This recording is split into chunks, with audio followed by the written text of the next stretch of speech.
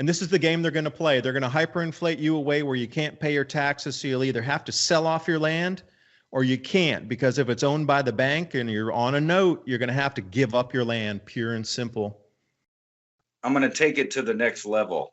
You wait for everything. You wait for directions on when you can go outside and get fresh air. You wait for directions on what you're going to eat, when you're going to eat it, when it's going to be delivered.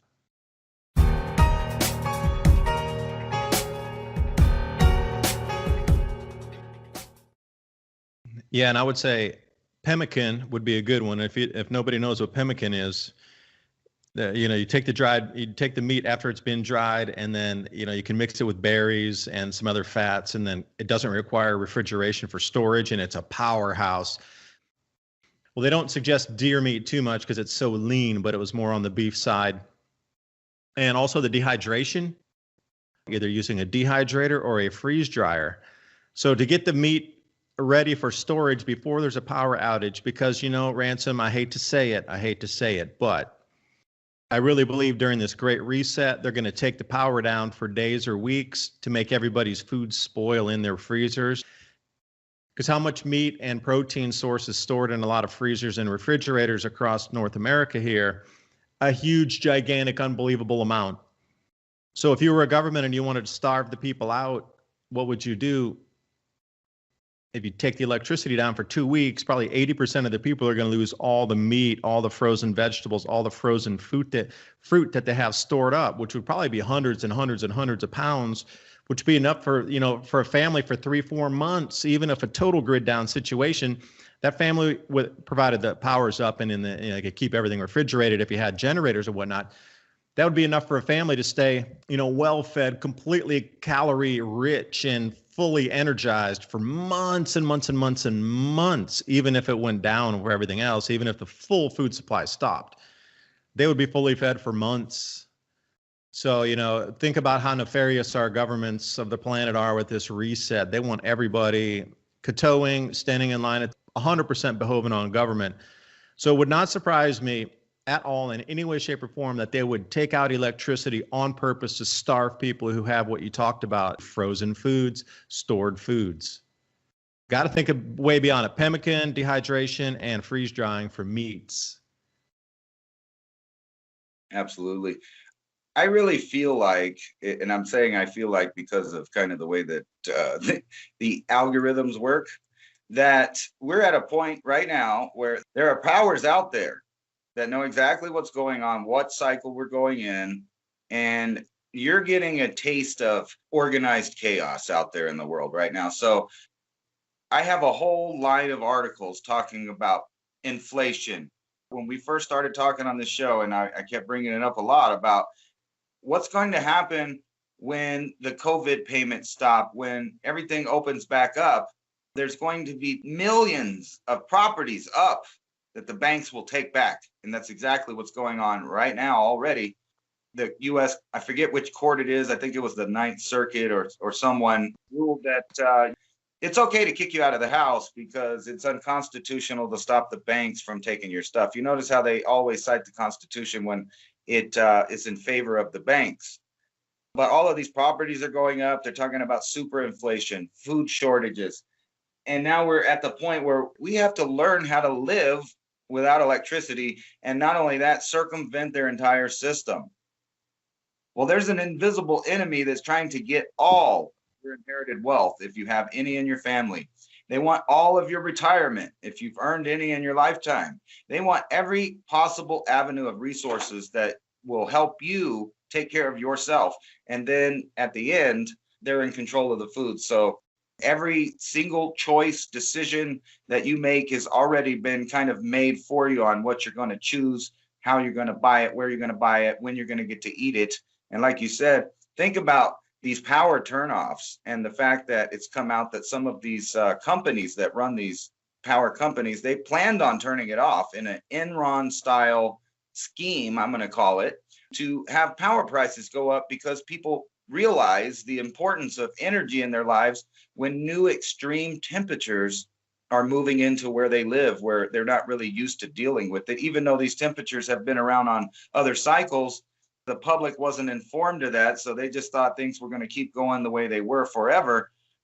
Rolling power outages, another thing we were talking about. Everybody's been talking about that. They started it in California, they did it in Texas, and recently I drove by in freezing temperatures in the low single digits and rolled by those windmills in New Mexico that were cranking along just fine in the cold weather with the ice and the sub-zero temperatures. So for my opinion, what it's worth, I think that all of that was, went along with their already planned power outage, and get used to it. And every time that happens, everything warms up right afterwards. And then you have to go buy new faucets and new plumbing and new food and all of this stuff. That's another angle to completely bankrupt you as a citizen that's independent and the ability to be self-sufficient, which a lot of people still have, that you have the resources now before our country's totally poverty stricken to turn things around on not a local level, but on a personal level with you and your property and your lifestyle, and get rid of the idea of being attached to the internet and power as an answer for everything. Yeah, you brought up a good point there. This confiscation of the land, and I would call it wave one, what you described, where everything has been put off. Landlords were not able to pay on their notes or their mortgages either because their tenants didn't pay, especially if you had like a 10-door unit, a 20-door unit, maybe 80 doors there on your unit size, or 80 apartments in there. They call it like 80, how many doors you have. If you ever watch Grant Cardone, who is a good motivational guy, if you're thinking about trying to start your morning right to focus your day, you can get in a whole bunch of motivational speakers, Gary Vaynerchuk, Grant Cardone. There's a few others out there, but he's super into real estate and always talking about 80 doors, man. You want nothing less than 120 doors. And those people are not going to be able to haven't been able to make their mortgage payments. So imagine when it comes and all these states open up, and then suddenly they're hit with a full year of payments at $100,000 a year, or $100,000 a month, or $50,000, $20,000 a month. Okay, is anybody going to have like $250,000 to plunk down in cash because none of the tenants had paid? At what point do you go, all right, tenant, you didn't pay for the last whole 1 year, you're out of here now. Okay, well, are they going to give them any money? So this is going to be wave one of the confiscation of land. Okay, so this whole great reset, when they say in 2030, that one video that said you will own nothing and you'll be happy. The beginning of the land confiscation begins now. Wave one are those landlords, tenants, people who can't afford. Mainly it's going to be tenants and larger, apartment holders that are going to get wiped out of the game. Then all of a sudden, government owns all these properties that have multiple units on them that then they can house people for free, hence universal basic income beginning. They're going to take over the property, and then suddenly there's an enormous amount of housing at a moment's notice for the government to give away or use. Secondly, with the power outages you talked about there, the water damage on the houses, you've seen those few articles too, where they're saying, hey, please, any plumber in America, any plumber in Canada, if you're a plumber in the EU, we'll get you a visa to come over and work right now. They don't have enough plumbers across the entire planet to come in for the next year to even fix the damage from the water broken pipes. Think about a homeowner for a second. They're underwater. They haven't been working for 12 months. The bank froze the payments so they couldn't get their house, repossessed, foreclosed on. Now you got about 50 grand worth of water damage in there, and suddenly they're going to let up on all the restrictions. Now, what's going to happen? You're going to be foreclosed on anyway. So would you wait it out for the next 6 months to a year, living in a damp, moldy house to try to get it repaired maybe? No way. You're going to walk away from that. So then that's another way for the government to come in and confiscate personal property. I mean, you're talking about probably 100,000 houses at least at the bare minimum, and then not even to mention the commercial real estate that have been affected as well. So between that and the let off of all the freeze in evictions, apartment confiscation, which is going to probably be 500,000 different apartment units across the U.S. from small to large, the government's going to take all that over. And they're going to have multi-millions of units to house people in universal basic income to shift around the country. But here's the third thing, and I'll go into this and maybe take a second here. In this $1.9 trillion inflation bill that's coming in, inside there's a rider under it It's 30/30. And I can't believe it's 3030 is the bill title. What they want to do is do an unrealized gain on your property. What the bill is trying to introduce is that from every year forward, you will need to pay capital gains on property, your house, assets, whatever you have, stocks, bonds, whatever, IRAs. Even though you don't sell it, you're still going to have to pay the capital gains on it every single year. And it's called an unrealized capital gains tax. Now, for your IRA or your stock portfolio, fine. If you get hit with like a $5,000 tax bill, you can sell some shares and you can just pay off your tax bill. But see, that's an extraction of wealth too. Like how many years in a row can you sell that to keep paying that? Because the government's going to keep printing money, and when they do, the inflation's going to take over. So you're always going to be behind the ball trying to pay off. But I want to get to the farmland here, and this is the scariest thing. And for those of out there that own family land, like 100 acres or down, 20 acres, 150 acres, 200, we're the kind of people they want to take out of the game. So here's how it's going to work. And it was explained to me. I had a really good phone call for like 3 hours and I asked a million billion questions. And the way it was explained to me was like that. I took incredible notes when I was talking. So from this year forward, if this bill passes, what you know it's going to get put in, it's going to pass, but it's still going to have to pass through the Congress and through the Senate. Now, hopefully it'll get stuck somewhere, because if it doesn't, it is the end of private property as you know it, period. It's going to be the largest wealth confiscation in global history if this thing passes through. So they want to take the capital gains. So let's say you bought land for $5,000 an acre, and now it's worth $10,000 an acre because everybody wants to run to the countryside. And see, this is it. They're targeting everybody in the countryside. They're not really targeting people in the suburbs or in the cities. They're going with the countryside land where everybody wants to move to. So if my gain is $5,000 an acre from last year because massive inflation, the demand is absurd in the countryside, and this never-ending money printing is just driving fake prices everywhere up. So the government's going to want me to pay a capital gains of 30% on that $5,000 on 1 acre. So let's say my tax bill is $1,500. I have the 1 acre. It doubled in price. And now the government's going to say, well, you're not going to sell it, but you still have to pay capital gains on it because you made money on it. Okay, but I didn't sell it. But still, the government said you made money on it. You still have to pay the tax bill. Problem is, if it's financed, if I have a loan from the bank, I can't sell anything. The bank's going to take my money first. I should say the IRS. I can't sell any land to pay the IRS. So for 1 acre, you're going to be really stuck between a rock and a hard place. So your acre goes from $5,000 to $10,000, and you suddenly got a $1,500 tax bill. Well, a lot of people could cover that. But now let's bring it up. Somebody's got 10 acres, and they get hit with a $15,000 tax bill. The problem is, if it's financed, I cannot even sell 1 acre for $10,000 to then cover. I would sell 1.5 acres and then try to cover my IRS tax bill from that. The problem is the way it's set up.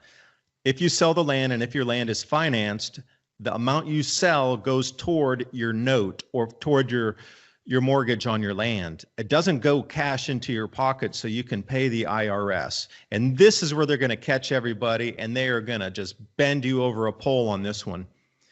This is the direction it's going. Unless you have gold, silver, or some kind of cryptocurrency left over, they're going to take your land because nobody's going to be able to afford that. So what they're trying to do is take 50, 100, or 200 acre old family land. Because you got to think about the same thing. If you had 100 acres and that land went from $10,000 to say $15,000 an acre, and each acre had gained $5,000, you're looking at $500,000 of capital gains at 30% at $150,000 tax bill. And how much of your land are you going to have to sell off to pay off $150,000 owed to the IRS? Not one time, yearly. And see that the language in the bill is very opaque. Is it Okay, then it went up to 15,000 and then I paid off that. Okay, great. Now what happens if the price falls back down? See, they never talk about deductions for losses. They only continue to talk about the accrual and value moving forward.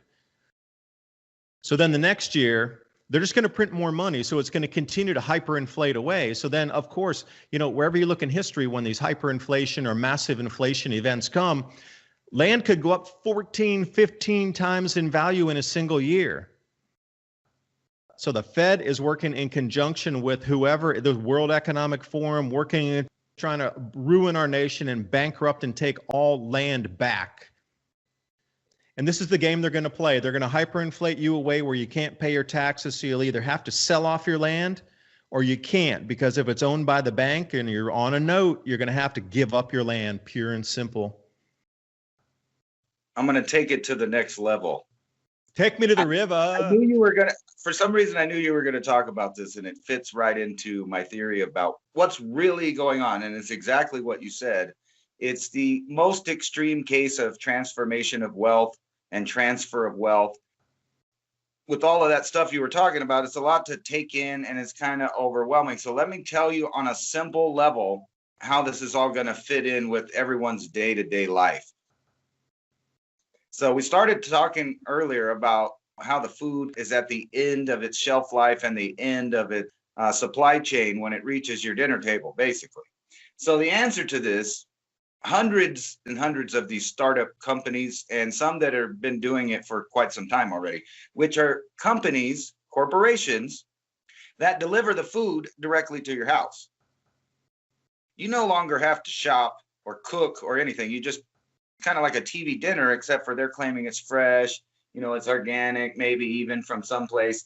And there's multiples of these. There's just tons of them. They're going to deliver the food right to your door, right? So this is another reason, not only for you not to ever go outside, it's another reason for you not to ever go to the corporation, where in all aspects of society right now, from local government to federal government, where you can't even talk to them. So they're starting up all of these trends, companies that deliver everything to your home, so you'll no longer have to go out there. But on top of that, think about this. With the introduction of the idea of corporations having the ability to buy cities, incorporated cities, or just start one of their own, where at this corporation, they own everything. They own the diners. They own apartments you live in. They own the transit, AI cars. Sony's talking about having a city, and Toyota is talking about building a smart city where, they own the AI cars that go everywhere. There's these little robots that deliver everything.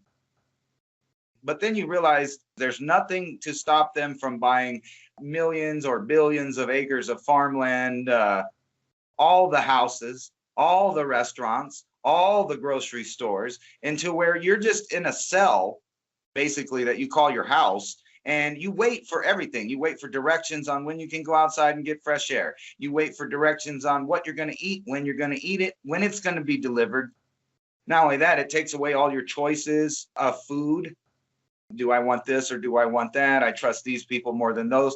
All of those choices that people take for granted in their life are all going to be put in the hands of corporations. So just imagine this in the near future. The planet is changing. The weather's horrible. There's aliens outside. Whatever the case may be is the reason, or, the super virus. You can't go outside, but don't worry. We'll send you these delicious green meals directly to your house. Now, how long do you think it's going to switch from these delicious steaks and asparagus meals that look just delicious right here on the picture over to grown in a lab meat or synthetic meat or meat made out of bugs? Because everywhere I look, they're telling you don't even eat the meat. Farming is bad. Cattle is bad. But you know what? We're going to replace all of that with old, extinct, or removed species of bison and wildlife to claim and take back all of these eco zones and push the people into the inner city takeover of every aspect of your life, everything.